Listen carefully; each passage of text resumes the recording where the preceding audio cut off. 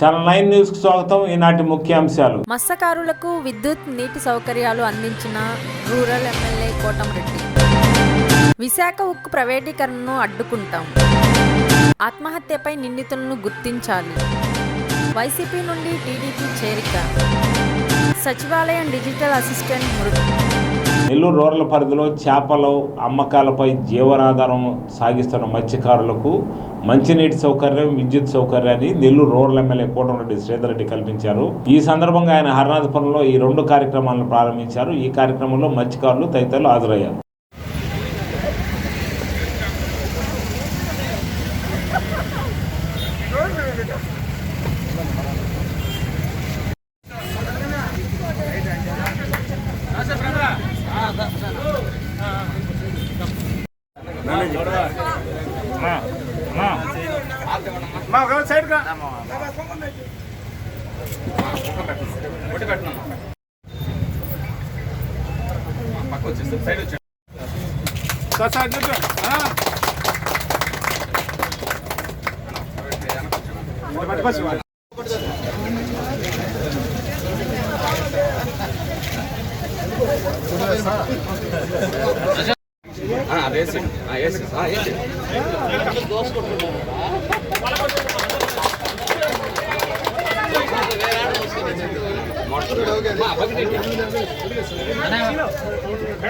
మీరు మాట చూసుకోవాలి అదే దాని కూడా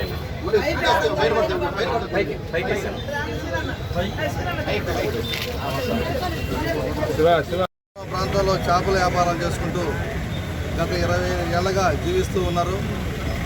అనేక దఫాలు సంబంధించిన అధికారులకి అనేక సార్లు అర్జీలు ఇవ్వడం జరిగింది.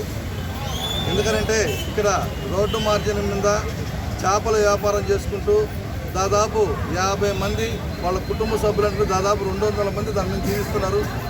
వాళ్ళు ఎప్పుడు ఎండనక ఇబ్బందులతో ఎదుర్కొంటా నీళ్ళకన్నా చాలా ఇబ్బందులు పడుతున్న సమయంలో ఈ ప్రాంతంలో ఉన్న వ్యాపారస్తులకి మంచి వసతి కల్పించడానికి బాగుంటుందని చెప్పేసి ఎమ్మెల్యే గారిని శ్రీధర్ రెడ్డి గారిని కలవడం జరిగింది.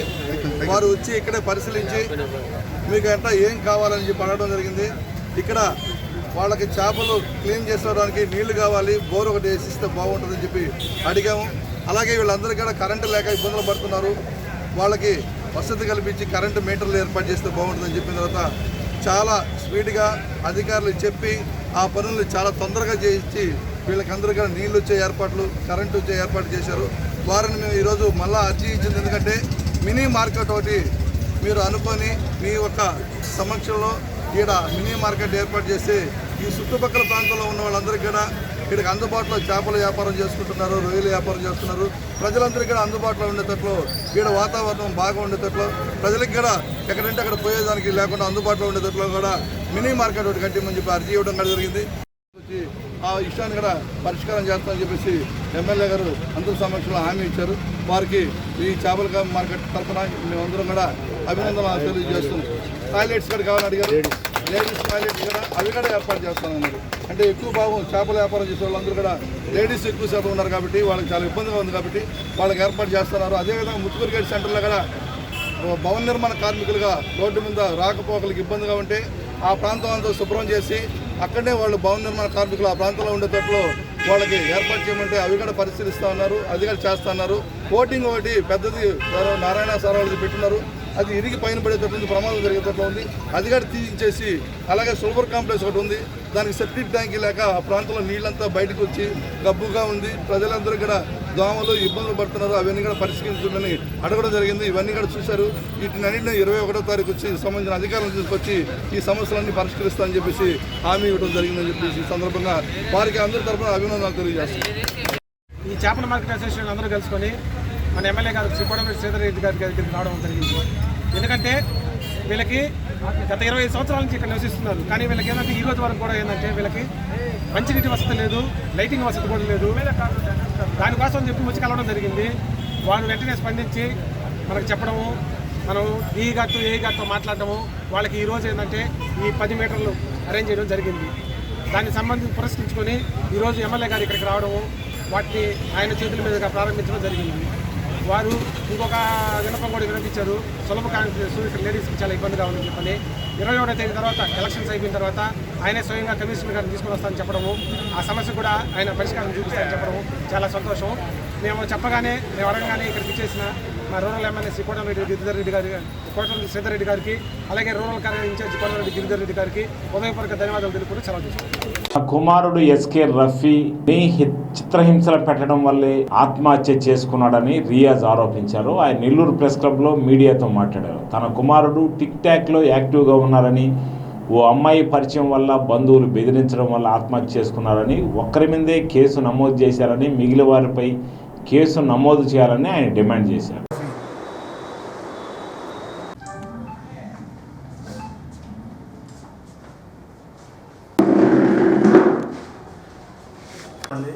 నా పేరు షేక్ రియాజ్ బాషా. రఫీ షేక్ ఇటీవల ఆత్మహత్య చేసుకొని చనిపోయాడు. దానికి కారణం కాఫీ డేలో అన్నయ్య కాఫీ తాగం అని చెప్పి వాళ్ళ ఏమంటారు, మీరేం చెప్తారు? నా పేరు రియాజ్ బాషా. నా కొడుకు రఫీ షేక్ అని ఇటీవల సూసైడ్ చేసుకోవడం జరిగింది. దానికి కారణం కాఫీ డేలో అన్నయ్య కాఫీ తాగుదాం అని చెప్పి వాళ్ళ ఫ్యాన్ పిలవడం, ఆడెళ్ళి కాఫీ తాగుతుండగా ఆ అమ్మాయికి ఫోన్ రావడం, ఆ అమ్మాయి రఫీ షేక్తో ఉన్నానని చెప్పడం, అది ఆసరాగా తీసుకొని వాళ్ళు తీసుకెళ్ళి ఇక్కడికి రమ్మని చెప్పి పిలిచి ఈవెంట్ ఇస్తామని చెప్పి రమ్మని చెప్పారంట. రమ్మని చెప్పి పిలిచి అకారణంగా కనీసం 3-4 గంటలు చిత్రహింసలు చేసి కొట్టారు. ఇదంతా వాడికి ఆల్రెడీ యాక్సిడెంట్ అయి ఉంది. తల మీద కొట్టద్దంటే తల మీద కూడా రాడ్లతో కొట్టి, కర్రలతో కొట్టి, ఇదంతా మొహం వాసిపోయి కనీసం 6 గంటల నుంచి 9:30-10 గంటల దాకా కొడుతూ ఉన్నారంట. ఆ తర్వాత వేరే వాళ్ళ ఫ్రెండ్కి ఫోన్ చేసి చెప్తే ఫలానా దగ్గర ఉన్నాను రా, నన్ను కాపాడండి రా అంటే ఎట్టో తప్పించుకొని వచ్చి ఫలానా దగ్గర ఉన్నాను రా అంటే వాళ్ళు వెళ్ళి తీసుకురావడం జరిగింది. వచ్చిన తర్వాత నేను తీసుకెళ్ళి హాస్పిటల్లో జాయిన్ చేశాను, పెద్ద హాస్పిటల్లో జాయిన్ చేసినప్పుడు ఫేస్ అంతా బాగా ఇదైపోయి ఉండింది. అప్పుడు వాళ్ళు ట్రీట్మెంట్ చేశారు. రూరల్ పోలీస్ స్టేషన్కి ఇన్ఫామ్ చేశారు. వాళ్ళు కూడా కేసు తీసుకున్నారు. 2 రోజులు తిరిగాము కేసు తీసుకోండి సార్ అని. వాళ్ళు విచారిస్తూ తిరుగుతున్నారు, ముద్దాయిల్ని పట్టుకోలేదు. ఆ 2 రోజుల తర్వాత వీడు ఏమనుకున్నాడు ఏమో ఊరేసుకొని చనిపోయాడు. నేను చూసి ఫ్యాన్కి వేలాడుతున్నాడు. పొద్దున 6 గంటలకు మా మిస్సెస్ లేపి పిల్లోడు ఏదో వేలాడుతున్నాడు అంటే నాకు ఘాబరాగా వెళ్ళి చూస్తే పిల్లోడు ఫ్యాన్కి ఊరేసుకొని ఉన్నాడు. అట్టే ఎత్తి తీసుకెళ్ళి కిందేసి నొక్కాను, బాగా ప్రెస్ చేశాను. లేరా అని చెప్పి ప్రెస్ చేశాను.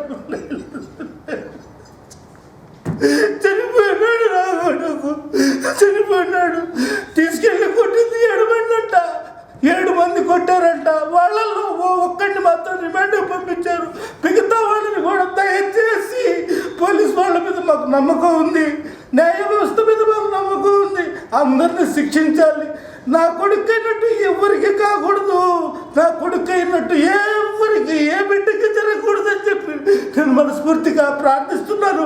అందరికీ అదే ఇది పోలీస్ వాళ్ళకి ఇదే నేను చెప్తున్నాను. వాళ్ళ పేర్లు అందరినీ అరెస్ట్ చేయాలని చెప్పి నేను చెప్తున్నాను. వాళ్ళ పేర్లు చెప్తాను. పేర్లు ముస్తఫా, కార్తిక్, ప్రవీణ్, అనిల్, మరికొందరు వాళ్ళ పేర్లు అయితే మాకు తెలియదు, అపరిచితులు. వీళ్ళ ద్వారా మేము తెలుసుకున్న పేర్లు అవి. ఇంకా వాళ్ళందరినీ అరెస్ట్ చేస్తే మాకు కొంచెం తృప్తిగా ఉంటుంది. బెదిరింపులు వస్తున్నాయి, మాకు కూడా బెదిరింపులు వస్తున్నాయి. దయచేసి పోలీస్ వ్యవస్థని శిక్షించాల్సిందిగా, పోలీస్ వ్యవస్థ వాళ్ళని శిక్షించాల్సిందిగా నేను కోరుతున్నాను. ప్రజల్లో మార్పు మొదలైందని, త్వరలో వైసీపీకి చెమరగీతం పాడతారని నెల్లూరు పార్లమెంటరీ టీడీపీ అధ్యక్షుడు అబ్దుల్ అజీజ్ అన్నారు. ఆయన నెల్లూరులో దేవరపాలెం తదితర గ్రామాల్లో వైసీపీ నుంచి టీడీపీలో చేరుతున్న వారిని పార్టీ కండువా కప్పి ఆహ్వానించారు. ఈ సందర్భంగా ఆయన మీడియాతో మాట్లాడారు.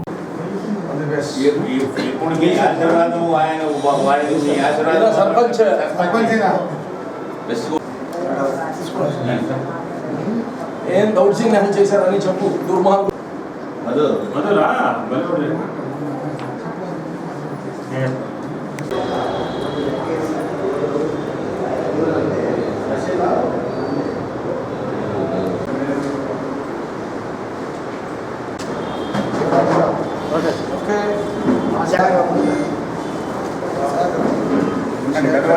మళ్ళీ కలిపి ఫోటో తీసుకుంటారు.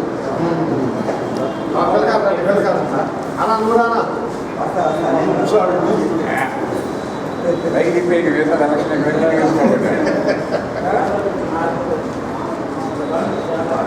ఇది మన పార్టీ, ఓకే?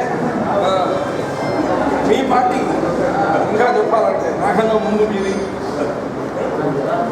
దీనికి ఓనర్.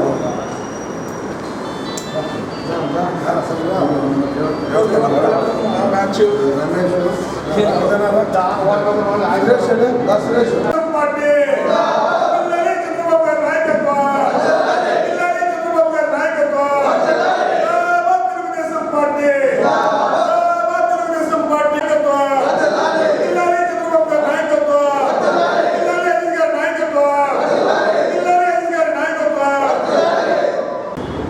అందరికీ నమస్కారం. ఈరోజు రూరల్ నియోజకవర్గ పంచాయతీ ఎన్నికల నామినేషన్ ప్రక్రియ ప్రారంభమైంది. ఎక్కడ కానీ అధికారుల తరపు నుంచి ప్రస్తుతానికి ఎటువంటి ఇబ్బంది లేకుండా అందరూ చక్కగా చేస్తున్నారు. మరి ఈరోజు అధికార పార్టీ ఎవరైతే ఉన్నారో వైఎస్ఆర్సీపీ నామినేషన్లు వేయడానికి పోయిన వ్యక్తుల ఇళ్ళకి వెళ్ళి మేము ఎవరైతే తెలుగుదేశం పార్టీని ఇష్టపడి చంద్రబాబు నాయుడు గారి యొక్క పాలన కావాలి అని కోరుకునే వాళ్ళు వాళ్ళ ఇళ్ళకి వెళ్ళి రాత్రికి రాత్రి వాళ్ళని భయభ్రాంతులు చేయడం, వాళ్ళ బంధువుల ఇళ్ళకి వెళ్ళడం, వాళ్ళ బిడ్డలు ఎవరైనా ఉంటే ఎక్కడైనా కంపెనీల్లో పనిచేస్తూ ఉంటే ఉద్యోగాలు తీసేస్తారని వైఎస్ఆర్సీపీ కొత్త రకమైన డ్రామా నాటకాలు. ఎన్నికలు వద్దు అంటే వద్దు, అయితే ఎన్నికల్ని ఆపే శక్తి మీకు లేదు. ప్రజల యొక్క హక్కు అది, వాళ్ళ ప్రజాప్రతినిధిని ఎన్నుకోవడం. ఇది కరెక్ట్ కాదు. నేను వైఎస్ఆర్సీపీ వాళ్ళకి మళ్ళా చెప్తున్నాను, ఈ పోకడ మీరు ఏదైతే పోతున్నారో ఎక్కడ అన్నీ మాకు యునానిమస్లు కావాలని, మేము యునానిమస్లకు అగెయిన్స్ట్ కాదండి. చరిత్రలో మీరు చూస్తే ఆ పంచాయతీలకు సేవ చేసిన కుటుంబాలు ఎవరైనా ఉంటే, ఆ లెగసీ ఎవరైనా ఉంటే అక్కడ సహజంగా అక్కడక్కడ యునానిమస్లు జరగడం సహజం. ఏదో 100కి 1 2 జరుగుతూ ఉంటాయి. దాన్ని ఎప్పుడు మేము కాదను. మీరు ఇసుక దొంగతనం చేసేవాళ్ళని, మట్టి దొంగతనం చేసేవాళ్ళని, డోబీలు కొట్టేవాళ్ళని పెట్టేసి యునానిమస్ చేయండి, మీరు నిలబడడానికి వీల్లేదు అని చెప్తే ఇది కరెక్ట్ కాదు. మేము పోలీసుకి కానీ అందరికి చెప్తున్నాం, సజావుగా ఎన్నికలు జరిగే ప్రక్రియ చేయండి. మేము శాంతియుతంగా ఎన్నికలు జరగాలని కోరుకుంటున్నాం. ఈరోజు చంద్రబాబు నాయుడు గారి యొక్క అడ్మినిస్ట్రేషన్ని నచ్చి ఈ రాష్ట్రం ఇప్పటికే జరిగిన అన్యాయం అందరికీ తెలుసు. ఒకరికని, ఒక విభాగానికని, ఒక బిజినెస్ కని, ఒక కార్మికులకని, రైతులకని కాదు, అందరికీ మోసం జరిగింది ఈ యొక్క రాష్ట్రంలో. ఎన్నికలకు పోవడానికి భయపడిన రాష్ట్రం ఏదైనా ఉందండి ఈ దేశంలో? సుప్రీంకోర్టుకి వెళ్ళి ఆడ నుంచి చివాట్లు పెట్టుకున్న తర్వాత ఎన్నికలు పెట్టిన పరిస్థితి. నైతికంగా వైఎస్ఆర్సీపీ ఓడిపోయింది ఈరోజు. అందుకోసమే గతంలో వైఎస్ఆర్సీపీలోకి సజ్జాపురం నుంచి మా తెలుగుదేశం పార్టీ పుట్టినప్పటి నుంచి ఉండే కుటుంబ సభ్యులు ఉన్నారు. వాళ్ళని భయభ్రాంతులు చేసి వాళ్ళ పొలాలని, స్థలాలని, వాళ్ళ చేయిని తిప్పి మీరు తీసుకెళ్ళారు.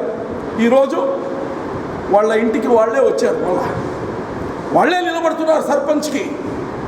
ఈరోజు భయభ్రాంతులతో ఎవరు ఏం చేయలేరు అనేది గుర్తుపెట్టుకోండి. తాత్కాలికంగా మీరు పెట్టే ఒత్తిళ్ళకి లొంగొచ్చు, కానీ వాళ్ళ మనసులో ఉండే ఎవరిని కానీ, అట్నే మీ వైసీపీ వాళ్ళని కానీ మేము మార్చలేము, అలాగనే టీడీపీ వాళ్ళని కానీ మీరు మార్చలేరు. అది గుర్తుపెట్టుకోండి. అదేవిధంగా ఈరోజు మన పొట్టేపాళ్యం నుంచి కానీ మాకు తెలుగుదేశం పార్టీలోకి వైసీపీ గతంలో పనిచేసిన వాళ్ళు ఈరోజు మాకు టీడీపీలోకి రావడం. అదేవిధంగా దేవరపాళ్యంలో మా యొక్క వైసీపీలో టీడీపీలో ఉండే వ్యక్తులు గతంలో 2019లో మాకు ఎన్నికలు చేసిన నాయకులు ఈరోజు వైసీపీలోకి వెళ్ళిపోయి అక్కడ నిలబడుతున్నారు. అందుకోసమే ఈరోజు చంద్రబాబు నాయుడు గారి ప్రభుత్వం ఎలా పనిచేసింది, చంద్రబాబు నాయుడు గారి ప్రభుత్వం ఎలా పనిచేసింది, జగన్మోహన్ రెడ్డి గారి ప్రభుత్వం ఎలా పనిచేసింది చూసి ఈరోజు మా పార్టీలో చేరడం జరిగింది, సర్పంచ్గా నిలబడడం జరిగింది. ఆ దేవరపాలెంలో ఒక చరిత్ర, మొట్టమొదటిసారి ఒకే కుటుంబం కాకుండా బయట నుంచి ఈరోజు వాళ్ళని ఎదిరించి, అంటే నేను ఎదిరించని చెప్పట్లే, వాళ్ళ స్వేచ్ఛగా వాళ్ళు ఈరోజు ఎన్నికలకి నిలబడే పరిస్థితికి వచ్చారు. అందుకోసమే మేము చెప్తున్నాము, ఎన్నికలు సజావుగా జరగనియండి, ప్రజాప్రతినిధుల్ని ప్రజలు స్వేచ్ఛగా ఎన్నుకునే ప్రక్రియని మనం అందరం కలిసి సపోర్ట్ చేయాలని అన్ని పార్టీస్కి కోరుతున్నా. నేను ముఖ్యంగా అధికారులకి, కలెక్టర్ గారికి, ఎస్పీ గారికి చెప్తున్నాను, ఎక్కడ ఎటువంటి అవాంఛనీయ సంఘటనలు లేకుండా మీరందరూ కానీ సజావుగా పీస్ఫుల్గా ఎలక్షన్ జరిగేటట్టు చూడాలని కోరుతున్నాను. నెల్లూరు రూరల్ నియోజకవర్గంలోని నెల్లూరు రూరల్ మండలంలో ఈరోజు వివిధ గ్రామాల నుంచి అబ్దుల్ అజీజ్ గారి నాయకత్వాన్ని సమర్థించేందుకు తెలుగుదేశం పార్టీలకు వచ్చినటువంటి సోదరులకు, సోదరీమణులందరూ కూడా స్వాగతం పలుకుతూ, ఈ రాష్ట్రంలో మొట్టమొదట విడతగా జరిగినటువంటి పంచాయతీ ఎన్నికల్లో అధికార పార్టీ ఎన్ని అక్రమాలు చేసినా, అనేక భయభ్రాంతులకు గురి చేసినా కూడా ఈరోజు తెలుగుదేశం పార్టీ గణనీయమైనటువంటి స్థానాలు గెలుచుకోవడం జరిగింది. ఈ రాష్ట్రంలో మార్పు మొదలైందని దానికి మొదటి విడత పంచాయతీ ఎన్నికల ఫలితాలే నాంది. రాబోయేటువంటి 2వ విడత, 3వ విడత, 4వ విడత పంచాయతీ ఎన్నికల్లో తెలుగుదేశం పార్టీ మరిన్ని మెరుగైన ఫలితాలు సాధించబోతుంది. అదేవిధంగా నెల్లూరు రూరల్ నియోజకవర్గంలో కూడా అబ్దుల్ అజీజ్ గారి ఆధ్వర్యంలో తెలుగుదేశం పార్టీ నాయకులు, కార్యకర్తలందరూ కూడా తెలుగుదేశం పార్టీ అభివృద్ధి చేస్తున్న కృషి, అదేవిధంగా వైఎస్ఆర్సీపీ ప్రభుత్వ ప్రజా వ్యతిరేక విధానాలు చేస్తున్నటువంటి పోరాటాలకు ఈరోజు ప్రజలందరూ కూడా గుర్తిస్తున్నారు. అందుకనే ఈరోజు వివిధ పార్టీల నుంచి కూడా తెలుగుదేశం పార్టీలోకి వచ్చి వారందరూ కూడా ఎన్నికల్లో పోటీ చేయడానికి ముందుకు వస్తున్నారు. ఇది శుభపరిణామం. ఈ నెల్లూరు రూరల్ నియోజకవర్గంలో ఉన్నటువంటి రూరల్ మండలంలో కూడా తెలుగుదేశం పార్టీ తరఫున అత్యధిక సర్పంచ్ స్థానాలు గెలవాలని చెప్పి అందుకు తెలుగుదేశం పార్టీ నాయకులు, కార్యకర్తలందరూ కూడా కృషి చేయాలని చెప్పి కోరుకుంటున్నాను. ఈయన వచ్చి మాకు ఆట తిరుమల మా బ్రదరు ఎంతో కష్టపడి ఊళ్ళో మంచి పేరు సంపాదించుకొని అందరూ ప్రజల యొక్క సహకారంతో ఆయన మంచి టఫ్ ఫైట్ ఉన్నా కూడా సర్పంచ్గా అభ్యర్థిగా గెలిచాడు. అలాగే ఉన్న 10 వార్డుల్లో 7 వార్డులు కూడా అత్యధిక మెజార్టీ గెలుచుకొని అందరి యొక్క తెలుగుదేశం నాయకులు, జిల్లా నాయకులు, రాష్ట్ర నాయకులు అందరి యొక్క సపోర్ట్ తోటి రాత్రి 1 గంట అయినా కూడా మాకు మంచి ఘన విజయం సాధించారు. ఓటు 2 సార్లు కూడా లెక్క పెట్టించారు. అయినా కూడా మా సైడే విజయం ఉండింది కాబట్టి ఈయన సర్పంచ్గాను ప్లస్ వాళ్ళు వార్డు మెంబర్లుగా గెలిచారు. ఇది ఎప్పటికీ మేము గుర్తుండిపోయేటట్టు చేస్తాము. అలాగే ప్రజలకి అన్ని విధాలుగా సహాయ సహకారాలు అందించి మేము గ్రామ అభివృద్ధికి పాటుపడతామని చెప్పి మేము కోరుకుంటున్నాము. మాకు అందరి మనల్లో అందరి దీవెనలు కావాలని కోరుకుంటున్నాము. గ్రామ పంచాయతీ అభ్యర్థిగా పోటీ చేసి గెలుపొందినాను. నా విజయానికి గ్రామస్తులందరూ కృషి చేస్తున్నారు. వారి అభివృద్ధికి కృషి చేస్తారని. నా పేరు ఆటతిరుమల. ఇదే ఫస్ట్ టైం. విశాఖ ఉక్కుపై 5 కోట్ల ఆందోళన తరఫున తెలుగుదేశం పార్టీ పోరాడుతుందని మాజీ ఎమ్మెల్యే ఎరపతినేని శ్రీనివాసరావు అన్నారు. ఆయన గురిజాల్లో మీడియాతో మాట్లాడారు. ఈ సందర్భంగా ఆయన మాట్లాడుతూ విశాఖ ఉక్కు అనేది ఆంధ్రప్రదేశ్కి సంబంధించిందని, కేంద్ర ప్రభుత్వం దీనిలో జోక్యం చేసుకోవడం తగదని, ప్రైవేటీకరిస్తే ఉద్యమిస్తామని ఆయన హెచ్చరించారు. ఒక ఫ్యాక్షనిస్టు స్వభావం కలిగిన, ఒక నియంత స్వభావం కలిగిన ముఖ్యమంత్రి ఉంటే ఎటువంటి పోగళ్ళు ఉన్నాయో ఈరోజు మనం ప్రత్యక్షంగా కూడా చూస్తూ ఉన్నాం. అంబేద్కర్ గారు రాసిన రాజ్యాంగం కాకుండా రాజారెడ్డి రాజ్యాంగాన్ని ఈరోజు రాష్ట్రంలో అమలుపరుస్తూ ఉన్నారు. ప్రజాస్వామ్యాన్ని కూనీ చేస్తూ ఉన్నారు. ఎన్నికలని అపహాస్యం చేసే విధంగా, ప్రజాస్వామ్యాన్ని అపహాస్యం చేసే విధంగా రాష్ట్రంలో పోలీస్ వ్యవస్థను అడ్డుపెట్టుకొని తెలుగుదేశం వాళ్ళ నామినేషన్ వేయకుండా, నామినేషన్లు వేసినా విత్డ్రా చేసుకోమని బెదిరింపుల ధోరణితో ఈరోజు రాష్ట్ర వ్యాప్తంగా కూడా వైసీపీ శ్రేణులు దిగుతూ ఉన్నారంటే ఎందుకు ఈ విధంగా చేస్తూ ఉన్నారో ఈరోజు ఒక అర్థం కాని సమస్యగా మారింది. 151 సీట్లతోనే గెలిచి అహంకారం నెత్తికెక్కించుకొని వన్ సైడ్గా మాకు అధికారం ఉంది, మేము ఏం చేసినా చెల్లుద్దనే రీతిలో ఈరోజు రాష్ట్రంలో ప్రజాస్వామ్యాన్ని కూనీ చేస్తూ ఉంటే తెలుగుదేశం శ్రేణులు భయపడకుండా ఈరోజు రాష్ట్రంలో మొదట విడత జరిగిన ఎన్నికల్లో దాదాపు 40% పైగా పంచాయతీలు కైవసం చేసుకున్నారంటే ఒక మొండి ధైర్యంతో ఈరోజు తెలుగుదేశం పార్టీ గౌరవ చంద్రబాబు గారి నాయకత్వంలో చంద్రబాబు గారి పిలుపు మేరకు ఈరోజు రాష్ట్ర వ్యాప్తంగా కూడా తెలుగుదేశం పార్టీ శ్రేణులు భయపడకుండా కూడా ఈరోజు వైపీ శ్రేణులతో డి అనే పరిస్థితి కూడా ఈరోజు రాష్ట్రంలో వచ్చింది. అదేవిధంగా 2వ విడత కానీ 3వ విడత కానీ 4వ విడత కానీ అన్ని ఎన్నికల్లో కూడా ఈరోజు తెలుగుదేశం పార్టీ శ్రేణులు గట్టిగా కూడా పోరాడుతూ ఉన్నారు. మేము ఎప్పుడు చూడలే 30 సంవత్సరాల చరిత్రలో గతంలో కూడా చాలా పార్టీలు అధికారంలోకి వచ్చినాయి, అధికారంలోకి పోయినాయి, కానీ ఇంతటి నియంతృత్వ ధోరణి, ఇంత పాశవికమైన ధోరణి మేము ఎప్పుడు కూడా చూడలేదు. 1989-94 మధ్యన ఆ రోజున్న కాంగ్రెస్ పార్టీ కూడా ఇదే నియంత్రిత ధోరణితో అవలంబిస్తే 94లో కాంగ్రెస్ పార్టీకి ప్రధాన ప్రతిపక్ష హోదా కూడా దక్కకుండా ప్రజలు ఉమ్మడి ఆంధ్రప్రదేశ్ రాష్ట్ర ప్రజలు కాంగ్రెస్ పార్టీని ప్రధాన ప్రతిపక్ష హోదా దక్కకుండా కూడా ఆ రోజు ఓడించారు. అదే పతనం ఈరోజు వైసీపీ పార్టీకి కూడా వచ్చింది. అందుకనే పంచాయతీల్లో మీరంతా నిర్బంధం పెట్టిన పోలీస్ వ్యవస్థను అడ్డం పెట్టుకొని, రెవెన్యూ వ్యవస్థను అడ్డం పెట్టుకొని ఎన్నికల ప్రక్రియను అపహాస్యం చేసినా కానీ ఈరోజు దాదాపు ఇన్ని పంచాయతీలు మరి తెలుగుదేశం పార్టీకి వచ్చినాయంటే మీ పతనం ఆల్రెడీ స్టార్ట్ అయింది రాష్ట్రంలో అని చెప్పి కూడా నేను తెలియజేస్తా ఉన్నాను. ఈరోజు కేసులు వస్తూ ఉన్నాయి. ఈ ముఖ్యమంత్రికి ఎప్పుడు జైలుకి వెళ్తారో తెలియని పరిస్థితి ఉంది ఈరోజు రాష్ట్రంలో. ఒక అస్తవ్యస్తమైన పరిస్థితులు ఈరోజు రాష్ట్రంలో రాజ్యం వెళ్తా ఉన్నాయి. ఒక ఆటవిక పరిపాలన ఈరోజు రాజ్యం వెళ్తా ఉంది రాష్ట్రంలో. మంత్రులు స్టేట్ ఎలక్షన్ కమిషన్ ఇష్టారాజ్యంగా మాట్లాడతారు, కులాలు పేరు పెట్టి తిడతారు, వాడు వీడని మాట్లాడతారు. ఒక పద్ధతి లేకుండా, గౌరవం లేకుండా ఈరోజు మంత్రులు, ఎమ్మెల్యేలు, ముఖ్యమంత్రి మొదలుకొని కింద స్థాయి వైసీపీ కార్యకర్తల దాకా ఇష్టారాజ్యంగా నోరు బారేసుకోవడం చూస్తూ ఉంటే ఇది ఒక ప్రభుత్వమేనా? ఇది ప్రజాస్వామ్యమేనా? మనం ఎక్కడ ఉన్నాం? మనం ప్రజాస్వామ్యంలో లేవా? ఎక్కడ ఉన్నామో అర్థం కాని పరిస్థితి ఈరోజు ఆంధ్రప్రదేశ్ రాష్ట్రంలో ఉంది. ఒకటే హెచ్చరిస్తూ ఉన్నాం, మీకు అధికారం శాశ్వతం కాదు, మీకు అధికారం కొత్తగా ఉంది. తెలుగుదేశం పార్టీకి అధికారం కొత్త కాదు. 24 సంవత్సరాలు తెలుగుదేశం పార్టీ అధికారంలో ఉంది, ప్రధాన ప్రతిపక్షంగా కూడా ఉన్నాం. ఈరోజు మరలా రేపు ఎప్పుడు ఎన్నికలు పెట్టినా అధికారంలో తిరిగి వస్తాం. నేను రాష్ట్ర వ్యాప్తంగా కానీ పల్నాడులో కానీ తెలుగుదేశం పార్టీ శ్రేణులను కోరేది ఒకటే, మనం ధైర్యంతో ముందుకెళ్దాం. ఈ పాశవికమైన దాడులు, ఈ అక్రమ కేసులు మనం ఎదుర్కొందాం, న్యాయస్థానాల్లో ఎదుర్కొందాం. ధైర్యంగా భయపడే సమస్య లేదు. ఈరోజు ఏ పోలీసు అయితే అక్రమాలకు పాల్పడ్డారో, ఏ పోలీసు అయితే ఇష్టారాజ్యంగా వ్యవహరించారో, రేపు మేము అధికారంలోకి వచ్చిన తర్వాత భారీ మూల్యం మీరు చెల్లించాల్సిన పరిస్థితులు వస్తాయని చెప్పి కూడా మీరు గుర్తుపెట్టుకోవాలి. అధికారులు కూడా గుర్తుపెట్టుకోవాలి. ఇష్టారాజ్యంగా వ్యవహరించే ఏ అధికారిని కూడా వదిలిపెట్టే సమస్య లేదు. మీరు భారీ మూల్యం భవిష్యత్తులో చెల్లిస్తారని చెప్పి కూడా ఈ సందర్భంగా తెలియజేసుకుంటూ, జరగబోయే ఎన్నికలు 2nd phase, 3rd phase, 4th ఫేజ్లో కూడా ఇదే ధోరణి కొనసాగించి, ఇదే పోరాటాన్ని కొనసాగించి ఇంతకన్నా ఇంకా అత్యధిక సీట్లు రాష్ట్రంలో గెలిపించడానికి మీరు తప్పకుండా ప్రయత్నం చేయాలా, భయపడకుండా ముందుకు రావాలని చెప్పి కూడా నేను తెలుగుదేశం పార్టీ శ్రేణులు కోరుతా ఉన్నాను. విశాఖ ఉక్కు మీద టీడీపీ వైఖరి ఎలా ఉండదు? విశాఖ కేంద్రానికి భయపడే చంద్రబాబు మెతక వైఖరిని అవలంబిస్తున్నాడు. దీనికోసం ఇది ఉద్యమం అసలు ముందుకెళ్ళట్లేదు.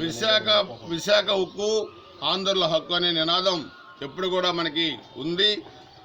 ఆ రోజు దాదాపు 60 గ్రామాలు స్వచ్ఛందంగా ఖాళీ చేసి విశాఖ ఉక్కు ఇచ్చారు.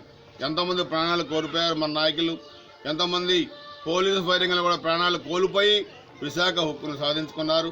తెలుగుదేశం పార్టీ విశాఖ ఉక్కుని అమ్మటానికి వీల్లేదు, అక్కడే ఉంచాలనే ఒక దృక్పథంతో ఈరోజు మరి అక్కడ ర్యాలీలు చేయడం కానీ పోరాటాలు చేయడం కానీ చేస్తూ ఉంది.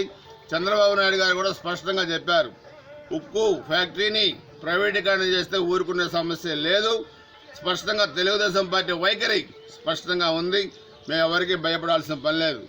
మా ఒకటే ఒక లక్ష్యం, ఆంధ్రుల ఆత్మాభిమానాన్ని మరి నిలబెట్టడమే తెలుగుదేశం పార్టీ జయం లక్ష్యం. అదేవిధంగా విశాఖ ఉక్కును కూడా ఈరోజు తప్పకుండా నిలబెట్టేంత వరకు ఆంధ్రప్రదేశ్ రాష్ట్ర వ్యాప్తంగా కూడా ఇది ఒక విశాఖపట్నానికి సంబంధించిన అంశం కాదు. ఇది 5 కోట్ల ఆంధ్రుల ఆత్మాభిమానానికి సంబంధించిన అంశం కాబట్టి తప్పకుండా తెలుగుదేశం పార్టీ పోరాడి తీరుతుంది. ఈ పోరాటంలో తప్పకుండా తెలుగుదేశం పార్టీ విజయం సాధిస్తుంది. ఉక్కు ఫ్యాక్టరీని మరి తరలించకుండా తప్పకుండా ఆపుతుంది. దాంట్లో చంద్రబాబు గారి నాయకత్వంలో కార్యకర్తలు నాయకులందరూ కూడా కలిసికట్టుగా పోరాడతామని చెప్పి కూడా ఈ సందర్భంగా తెలియజేస్తా ఉన్నాం. నెల్లూరు జిల్లా పెద్దపట్టపాలెంలో బీజేపీ సానుభూతి పరులపై దాడి జరిగినట్టు బీజేపీ నేత వెంకటేశ్వర్లు ఆరోపించారు.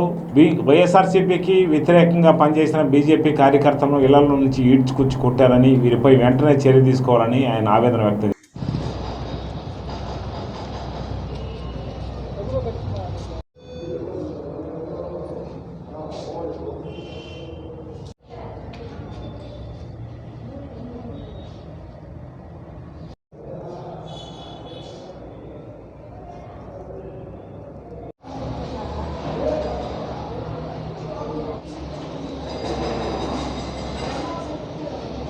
చాలా కాలం అయితే మేము బీజేపీ పక్క మేము ఓట్లు వేసాము.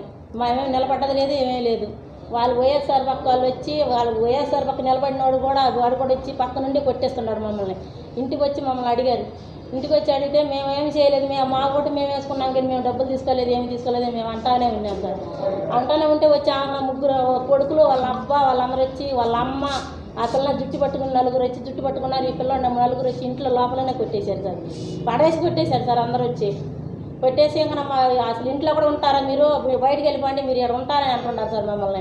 ఈరోజు ఉదయము పెద్దపట్టపాలెంలో ఎవరైతే అవతల అభ్యర్థి గెలుచున్న వ్యక్తి తన యొక్క ధైర్యంతో అక్కడున్న వాళ్ళ కార్యకర్తల్ని రెచ్చగొట్టి భారతీయ జనతా పార్టీ కార్యకర్తలు ఇండ్లలోకి దూరి మరి ఇంట్లో వెళ్ళి మరి కొట్టడం జరుగుతుంది. ఇది కరెక్ట్ కాదు. రాజకీయంలో ఎలక్షన్ అనేది ఒక ప్రశాంతం అయిపోవాలి, మళ్ళీ తర్వాత పరిపాలన అనేది యథాస్థితిగా సాగాలి. ఏదైతే కక్షపూర్తం మీరు రెచ్చగొట్టి మా కార్యకర్తల్ని మీరు కొడుతున్నారో భారతీయ జనతా పార్టీ వైపు నుంచి కానీ మేది ఎవరిని మేము వదిలిపెట్టాం. వాళ్ళు కూడా కక్ష ఏదైతే వాళ్ళు కక్ష రెచ్చగొడుతున్నాం మేము కూడా తిరిగి కొడతామని మేము హెచ్చరిస్తున్నాం. అలాగే ఈ దృష్టిని మేము ఎస్పీ దగ్గరికి, హోమ్ మినిస్టర్ని మా రాష్ట్ర అధ్యక్షుల దగ్గరికి కూడా మేము తీసుకెళ్తాం. ఈ చర్యని వెంటనే పోలీసులు కానీ అధికార యంత్రాంగం మొత్తం ఖండించకపోతే రాబోయే రోజుల్లో తీవ్రంగా ఇబ్బంది పడతారని కూడా మేము హెచ్చరిస్తున్నాం. కృష్ణా జిల్లా భోగిరెడ్డిపల్లి సర్పంచ్ అభ్యర్థిత్వంపై ఉత్కంఠ కొనసాగుతుంది. ఈ అభ్యర్థి నామినేషన్ తిరస్కరణ గురి అవడంతో అప్పీలుకు వెళ్లారు. ఆర్డీఓ కాజావలి నిర్ణయం తెలియజేయాల్సి ఉంది. అయితే ఆర్డీఓ కాజావలి సాయంత్రం లోపు నిర్ణయం తెలియజేస్తామని పేర్కొన్నారు.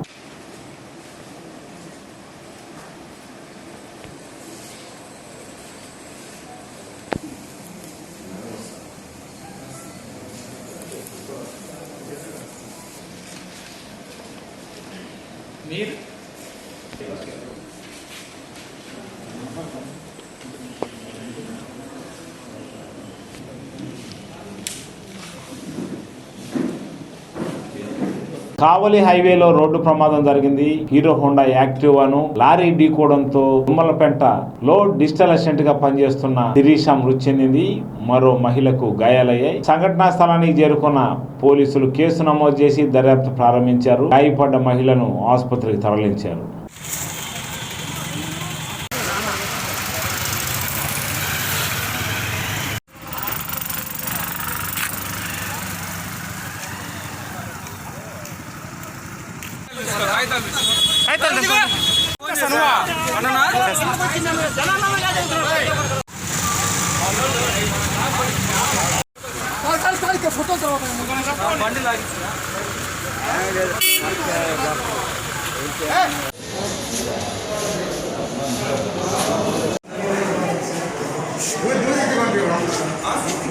గంటల ప్రాంతంలో తమిళనాడు చెందిన లారీ డ్రైవర్ ఒంగోలు నుంచి తమిళనాడుకు పోతూ ఈ ఆమదాదిన్నే ఫ్లైఓవర్ సర్వీస్ రోడ్డుకు వస్తుండగా తుమ్మలపేటలో డిజిటేషన్ పనిచేసే ఒక శిరీష నామ కావలి నుంచి తన ఉద్యోగ నిమిత్తం తుమ్మలపేట సత్యాలయం పోతూ ఉండగా ఈ స్కూటీలో పోతూ ఉంటే ఈ ఆమదాలు దిన్నే ఫ్లైఓవర్ బ్రిడ్జి డౌన్లో దాడుతుండగా ఈ లారీ డ్రైవర్ ఒంగోలు నుంచి వస్తూ ఈ నెల్లూరు పోతూ ఈ యొక్క సర్వీస్ రోడ్లో మీదకుండా వస్తూ ఏమైనా కుదరడం జరిగింది. స్కూటీలో ఇతను ఫ్రెండ్ ఒక ఇద్దరు ట్రావెల్ చేస్తూ ఇట్లా లారీ అతివేగంగా అత్యాగతం నడుపుతూ హార్న్ కొట్టగానే గుద్దంగానే ఒక బ్యాక్ చక్రం మెడ మీదకి జస్ట్ టచ్ అవ్వడం ఇంజరీస్ తోటి చనిపోయింది. అక్కడే చనిపోయి స్పాట్ డెడ్ అయింది. 188 అంబులెన్స్ కూడా స్పాట్లో వచ్చి వెరిఫై చేశారు. వెరిఫై చేసి ఆల్రెడీ చనిపోయిందని చెప్పడం జరిగింది. దీనివల్ల వెంటనే కేసు రిమూవ్ చేసి ఇన్వెస్టిగేషన్ చేస్తాం. దీని మీద దర్యాప్తు చేసి ఫర్దర్గా మేము ఛానల్ 9 వార్తలు ఇంతటితో సమాప్తం. మరో బులెటిన్లో మరోసారి కలుద్దాం.